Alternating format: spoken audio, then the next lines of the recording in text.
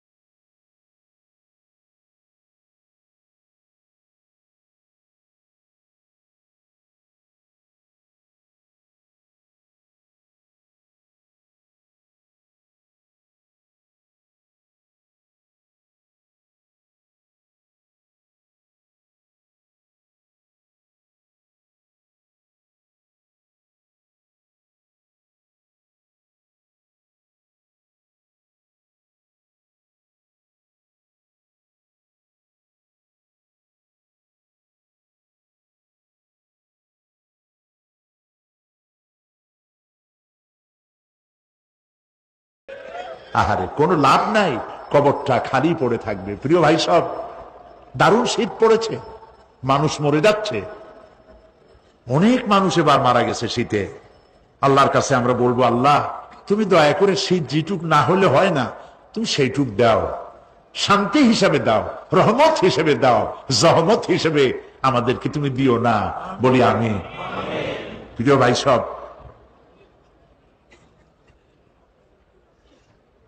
যারা মাজারে টাকা দেন,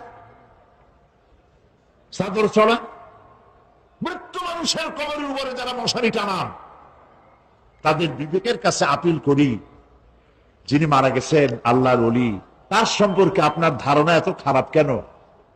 মশারি টানায় দিচ্ছেন, আপনার ধারণা কি এই দুনিয়াও মশাই খাইছে, কবরের মধ্যে গিয়েও মশাই খাবে? কাপড় সবর দরকার কার? জেতা মাসের না মরা মানুষের? জীবিত মানুষ কাপড় পায় না। যে দেখেন পাহাড়তলি, যে দেখুন আপনার এখানে কত জায়গা, সব জায়গা তো আমি নাম মনে নেই, বটতলি, তালতলি, বদ্দার হাট, এই যে জায়গাগুলি, কত মানুষ ফুটপাতে শুয়ে আছে, আছে না? আহারে, আপনার স্ত্রীর কত শাড়ি আলমারি ভরা, ব্যবহারও করে না, বছরের পর বছর ওখানে নষ্ট হয়ে যাচ্ছে। 10টা শাড়ি বাইর করিয়া অনাথ অনাথিনী মেয়ে লোকদের গায়ে দিয়ে দেন। মাজারে টাকা দিলেন, চাদর দিলেন, যারা রাস্তার উপরে যারা কেনই গায়ে দিয়ে থাকে, আগুন পোহায়, একটু চাদর নাই, ওদের একটা কাপড় কিনে দেন। প্রিয় ভাই সব, দিল্লির সম্রাট শাহজাহান, তিনি তাজমহল তৈরি করেছিলেন তদানীন্তন বাজারে 20 কোটি টাকা খরচ করে, 20 বছর ধরে প্রচেষ্টা করে 22,000 শ্রমিক লাগাইয়া তাজমহল বানিয়েছিলেন। জানেন কিনা ইতিহাস? কোন বাজারে? যেই বাজারে 1 টাকায় 8 মণ চাউল পাওয়া যাইত।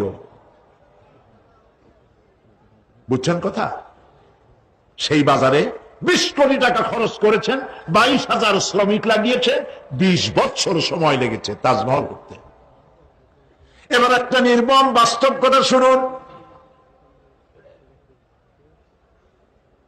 আপনি যদি কোন একটি এতিমের গায়ে, কোন এক অনাথিনী বিধবার গায়ে, কোন এক কচি শিশু, বাপ নাই মা নাই, শীতের দিনে খালি গায়ে কানু, 2টা হাত গলার উপরে ধরে সকালবেলায় কাঁদতেছে, ওই বাচ্চা এতিমের গায়ে একটি চাদর, একটি গেঞ্জি, একটি পুরানা সোয়েটার গায়ে দিয়ে যদি এতিম বাচ্চার মুখে যদি হাসি ফোটাতে পারেন, বিশ্বাস করুন 20 বছর ধরে 22,000 শ্রমিক লাগাইয়া 20 কোটি টাকা খরচের তাজমহলের চাইতে আল্লাহর কাছে এতিমের মুখের হাসির দাম বেশি।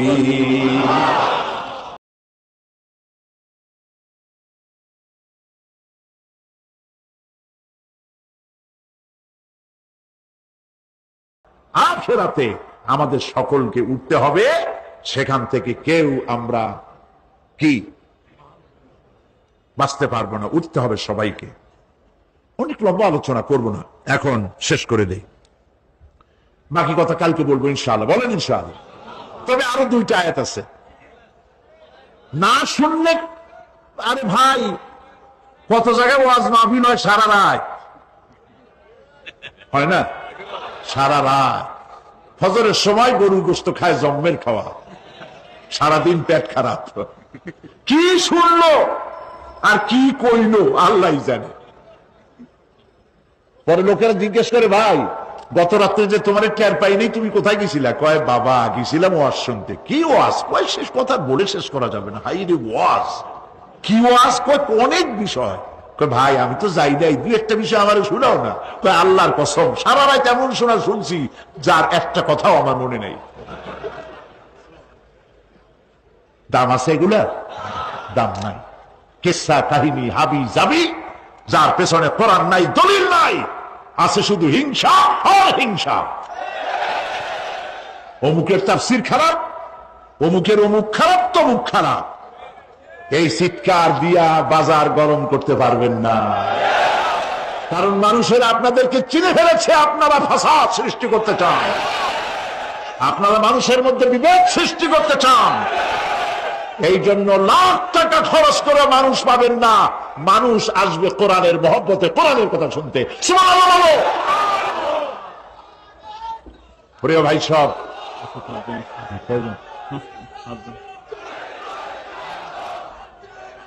প্রিয় ভাই সব, প্রিয় ভাই সব, কাজী এর কারা বলে কি সাহস যে কোরআন শরীফ তাফসীর পড়ায় ফেলো? আস্তাগফিরুল্লাহ। হুজুর কেবলা, আপনি কি নিজে একখান তাফসীর লিখছেন? কোরআনের তাফসীর কয় যে তাফসীর পড়ায় দেওয়া যায়, বেদ পুরাণ পড়ানো হতো। তাহলে আপনি অন্য ধর্মের কিতাবও পড়াইতে চান, যা আল্লাহ নিষেধ করেছেন? আপনি অন্য ধর্মের বেদ বাইবেল পড়াবার এখতিয়ার কে দিল আপনাকে? কথা বলার সময় একটুখানি সংযত হয়ে কথা বলুন। আমরা বেদকে সম্মান করি, আমরা বাইবেলকে সম্মান করি, প্রত্যেকটি জাতিকে সম্মান করি, শ্রদ্ধা করি, তবে ঈমান আনি কোরআন শরীফের উপরে। সেই জন্য আমার কাছে কথা এসেছে বলে আমি বলছি, আল কোরআন একাডেমি লন্ডন থেকে প্রকাশিত ফি জিলালিল কোরআন সম্পর্কে কিলোকাল করেছেন একজন লোক, যাকে এই চিটংবাসীরা কোনোদিন চেনে না, হঠাৎ করে উড়ে এসে জুড়ে বসছেন। ফি জিলালিল কোরআন যিনি লিখেছেন, আপনি তো তার জুতা বহন করার যোগ্যতা রাখেন না। তিনি দুনিয়ার অমর শহীদ সৈয়দ কতব রহমতুল্লাহ আলাইহি, যিনি জেলখানার ভেতরে বসে কোন রকমের রেফারেন্স কিতাব ছাড়াই কোরআনের তাফসীর লিখে পৃথিবীতে অমর হয়ে আছেন। কোন সাহসে বলেছেন? আপনার জিহ্বা তো আস্ত থাকার কথা নয়। মারাত্মক কথা বলবেন না, জবান সংযত করে কথা বলবেন। আপনি কি জানেন কার সম্পর্কে আপনি কথা বলেছেন? কার লেখা তাফসীরের বিরুদ্ধে কথা বলেছেন? সৈয়দ কতব, মিশরের জামাল নাসের তাকে জেলের মধ্যে দিয়েছিল। আপনার কথা শুনে তো মনে হয় আপনি জামাল নাসেরের কোন আত্মীয় হবেন। জামাল নাসের জেলের মধ্যে ঢুকায় দিয়া শিকারী ক্ষুধার্ত পাগলা কুত্তা ঢুকায় দিয়েছে, দরজা বাইরের থেকে বন্ধ করে দিয়েছে। কয়েক ঘন্টা পর সেনাবাহিনীর লোকদেরকে পাঠিয়ে দিয়েছে যে দেখো জেলখানার ভিতর কুত্তার সাথে কুত্তায় কি ব্যবহার করে। নাউযুবিল্লাহ। সেনাবাহিনীর লোকেরা জেলখানা থেকে ফিরে এসে জামাল নাসেরকে জবাব দিল, জেলখানার ভিতরে যাই দেখে এলাম তালাবদ্ধ রুমের ভিতরে শেখ সৈয়দ কতব নামাজের সেজদার ভিতরে পড়ে আছেন, আর ক্ষুধার্ত পাগলা শিকারী কুকুর তার পাশে বসে তারে পাহারা দিচ্ছে। সুতরাং কথা বলার সময় একটু হুশ করে কথা বলবেন, মেহেরবানি করে। প্রিয় ভাই সব, বলতেছিলাম রাত একটু বেশি হলে ক্ষতি কি? আল্লাহ বেশি মানে আমার কিন্তু এরকম অভ্যাস নাই। মিন আখিহি ওয়া উম্মিহি ওয়া আবি ওয়া সাহিবাতিহি ওয়া বানি। সেদিন মানুষ তার ভাই, মা বাপ, স্ত্রী ও সন্তান থেকে পলায়ন করবে। সেদিন প্রত্যেকে নিজ নিজ অবস্থায় পতিত হয়ে যাবে। পিতা তার সন্তানকে পরিচয় দেবে না, মা তার সন্তানকে চিনবে না, সন্তান তার মাকে চিনবে না। মানুষগুলি দৌড়াতে থাকবে, পালাতে থাকবে, কেউ কারো সাহায্য সেদিন করতে পারবে না। আমার প্রিয় ভাইয়েরা, সেই কিয়ামতে আল্লাহ পাক আমলনামা আল্লাহর আদালতে মানুষের সামনে পেশ করা হবে। পার্থিব জীবনে মানুষ যা কিছু করেছে কোন জিনিস লুকায় রাখতে পারবে না, সব প্রকাশ পেয়ে যাবে। কিয়ামতের পূর্বেই আল্লাহ রাব্বুল আলামিন সব কিছুকে রেকর্ড করে রেখেছেন। আবারও বলছি, আল্লাহ পাক কোনো কিছু গোপন রাখেন নাই। কিভাবে রেকর্ড করছেন? وَكُلَّ إِنسَانٍ أَلْزَمْنَاهُ طَائِرَهُ فِي عُنُقِهِ ونخرج له يوم القيامة كتابا يلقاه منشورا। প্রত্যেকের ভালো মন্দ কর্মলিপি আমি তার গলায় ঝুলাই দিছি। আমি তার জন্য কিয়ামতের দিন একটি কিতাব ওপেন করে দেব, গলায় ঝুলানো আছে। আজ বিজ্ঞানীরা আবিষ্কার করেছে মানুষের শরীরের মধ্যে ডিএনএ এর কথা। এই ডিএনএ এর মধ্যে সে কেমন হবে, তার প্রজ্ঞা, তার মেধা ইত্যাদি সবকিছু ওর মধ্যে ডিএনএ এর ভিতরে বিজ্ঞানীরা খুঁজে পাচ্ছে। আল্লাহ পাক মানুষের গলায় একটা টেপ রেকর্ডার লাগাই দিয়েছেন, সুবহানাল্লাহ বলেন। সেই টেপ রেকর্ড আমার এই যে বক্তৃতা ভিডিওতে ধারণ করা হচ্ছে, টেপে ধারণ করা হচ্ছে। এই বুদ্ধিগুলি কে দিছে? আরে ভাই কথা বলবেন তো আল্লাহর নাম জোরে না। এই বুদ্ধি কে দিয়েছে? যে আল্লাহ বুদ্ধি দিয়ে আপনার আমার কথা রেকর্ড করাইতে পারে, সে আল্লাহ পাক আপনাদের আমার সাথে অদৃশ্য একটি টেপ রেকর্ড গলার মধ্যে ঝুলায় রাখছেন। এটা বিশ্বাস করবেন না? কিয়ামতের দিন এই রেকর্ড তার সামনে আল্লাহ পাক বলেন একটা কিতাব ওপেন করে দেব। তারপরে বলা হবে ইকরা কিতাবাকা কাফা বিনাফসিকাল ইয়াওমা আলাইকা হাসিবা। তাকে বলা হবে নিজের কর্মলিপি পড়ে দেখো, আজ তুমি নিজেই নিজের হিসাবের জন্য যথেষ্ট। পড়ো, কোথায় যাবা? জাহান্নামে যাবা না বেহেশতে যাবা? তুমি নিজেই তোমার হিসাব করার জন্য যথেষ্ট। সুবহানাল্লাহ। সেদিন কোন সাহায্যকারী পাওয়া যাবে না, ওকালতি করার জন্য কাউকে পাওয়া যাবে না। বিশ্বাস করুন, বিশ্বাস করুন, কোন পীর সাহেব, কোন খাজা বাবা কিয়ামতের দিন আপনার আমার উপকারে আসবে না, আসবে না, আসবে না।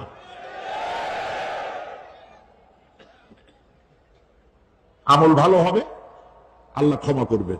আমল ভালো নাই, পীর সাহেবরা কিচ্ছু করতে পারবেন না। কেউ কেউ মনে করেন পীর সাহেব আমার সুপারিশ করবেন। সুপারিশের কথাটা আজকে বলবো না, সুপারিশের কথা আসবে শেষের দিকে ইনশাআল্লাহ। বলেন ইনশাআল্লাহ। মনে করা হয় যে পীর সাহেবরা আমাদেরকে সুপারিশ করবেন। কিয়ামতের দিন আপনারাই দেখবেন ওনাদের সুপারিশ কে করে।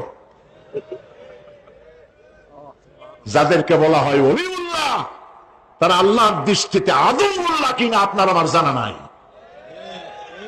তার আমল কেমন আপনি জানেন না, বাইরের দৃশ্যটাই শুধু দেখেন। ওনার বউ বলতে পারবেন উনি খাঁটি পীর না ধান্দাবাজ। ওনার গ্রামের লোক বলতে পারবে। বিদেশ থেকে ভাড়া করা একজন আইনে মানুষের সামনে দেখানো যায় বিরাট একটা কিছু, কিন্তু তিনি বিরাট না কি এইটা তার বউ, তার গ্রামের মানুষ বুঝবে, ভালো করে চিনবে। বউ চেনে সব থেকে ভালো, সব থেকে ভালো করে চেনে কে? স্ত্রী।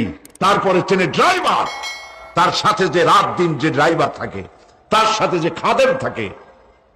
এরা জানে, এরা দেখতে পায় এই লোকটা মুখ দিয়া যা বলে আসলে লোকটা এইরকম না। বুঝতে পারে কিনা? মানুষের সামনে ধান্দাবাজি করে অনেক কথা বলে মানুষকে মন ভুলানো যায়। এই জন্য কবি বলেছেন ये हाल तेरा जाल है मकसूद तेरा माल है, ये हाल तेरा जाल है मकसूद तेरा माल है, क्या जब तेरा चाल है लाखों को अंधा कर दिया। নিজের বুজুর্গ বানাইয়ে মানুষের সামনে পেশ করছো, তোমার এই হাল হলো তোমার চাল।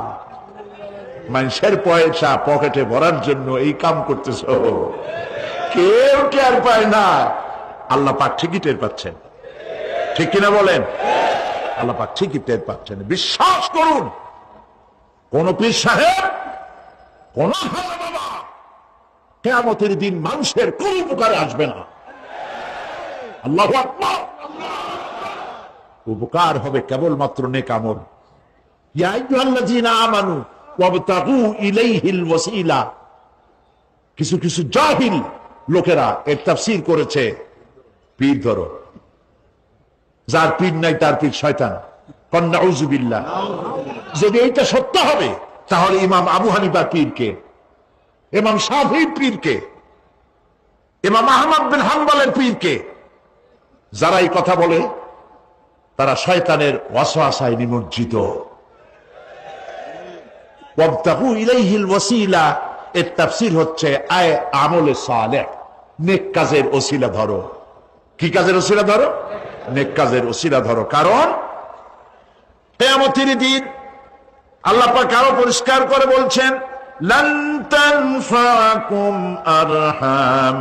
আরহামুকুম ওয়ালা আওলাদুকুম ইয়াউমাল কিয়ামাহ। কিয়ামতের দিন সন্তান সন্ততি আর সম্পদ কোনো কাজে লাগবে না, এগুলি কোনো উপকার হবে না মানুষের জন্য। আর সেখানে উৎকোচেরও কোনো কারবার চলবে না। এই পৃথিবীতে উৎকোচ দিয়ে অনেক কাম করা যায়, কিন্তু কিয়ামতে চলবে না। আল-ইয়াওমা লা ইয়ানফাউ মালুন ওয়ালা বানুন। সুবহানাল্লাহ, সুবহানাল্লাহ। যেখানে কিয়ামতের দিন ধন, সন্তান, সন্ততি কোনো কাজে লাগবে না।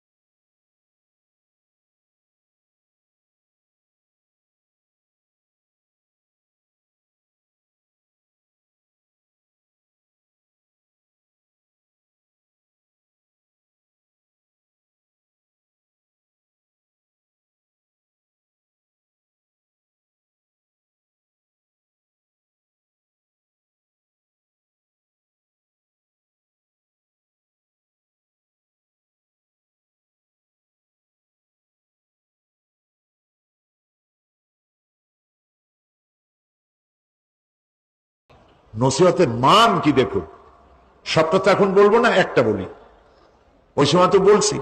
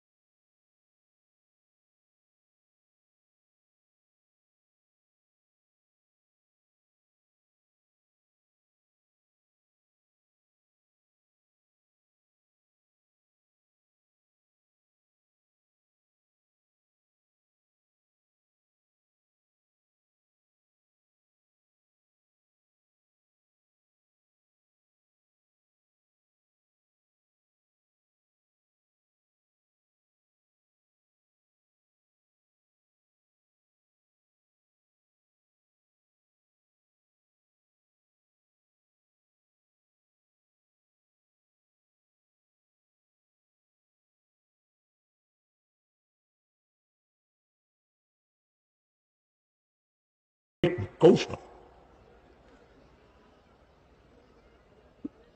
ইয়া বুনাইয়া বলেছে বলে মনে করার কোন কারণ নাই যে যাকে তিনি নসিহত করছেন তিনি শিশু, তিনি খোকা। আমাদের দেশে খোকা তো মন্ত্রীও আছে, তাই বলে তিনি কি খোকা নাকি? একেবারে কি কথা। আবার আমার দেশে মানে আমার পিরোজপুরে ওইখানে একজন মন্ত্রী ছিলেন, তার ডাক নাম ছিল শিশু। লোকেরা তাকে মানপত্র দিত মাননীয় শিশু মন্ত্রী। তো শিশু বলার অর্থ তিনি বাচ্চা নন, খোকার অর্থ শিশু নয়, বাচ্চা নয়। এই আমাদের মধ্যেও তো লোকেরা একজন আর একজনকে বাপেরা ডাক দেয়, এই খোকা, গাদা। দর্শক এবং শ্রোতা মনে করে খুব বাচ্চাই হবে বোধ হয়। মেহমান এসেছে চা নিয়ে, যখন চা নিয়ে আসলো তখন দেখা গেল খোকা শুধু খোকাই না, কয়েক খোকার বাবাও।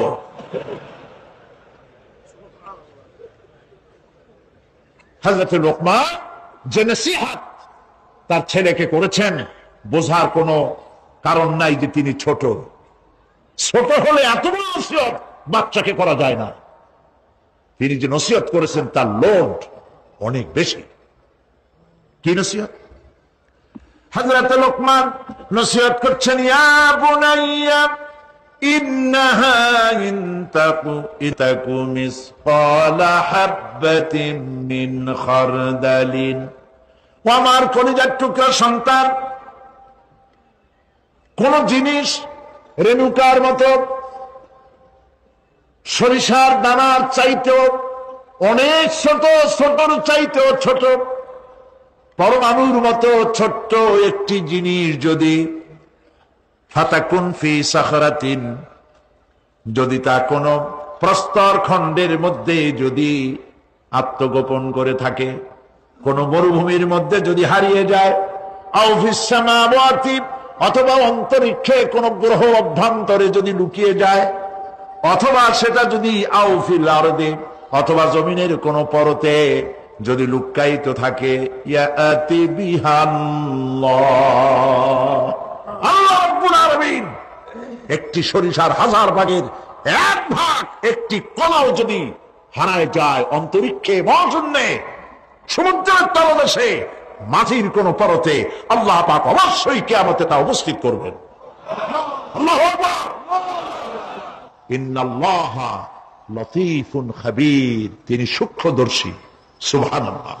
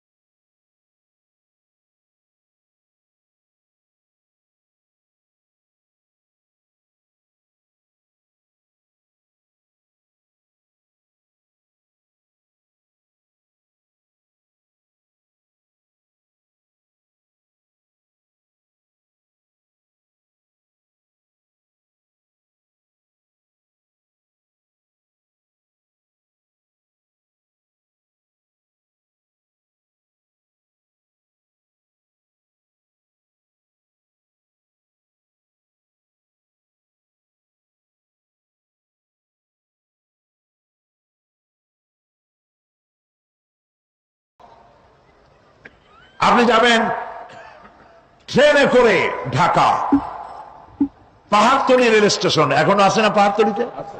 পাহাড়তলী রেল স্টেশন, ওয়েটিং রুমে গিয়ে বসছেন। ওইটা আপনার বাড়ি না, ট্রেন আসতে চলে যেতে হবে, ঠিক কিনা?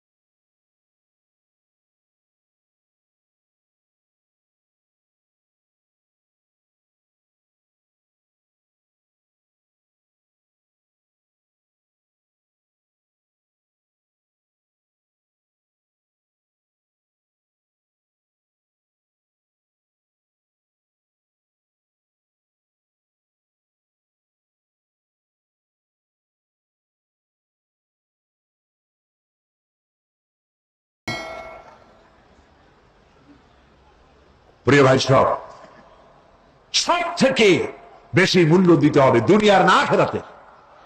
বলেন সবাই।